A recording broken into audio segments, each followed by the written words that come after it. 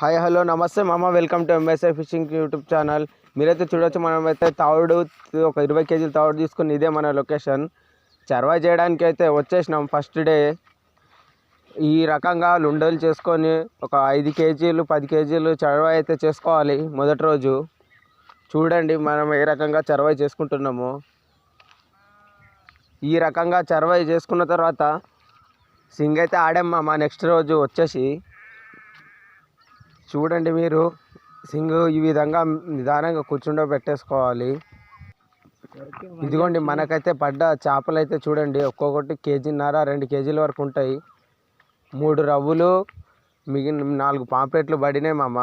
Video నచ్చితే like, share, subscribe చేయండి మామ.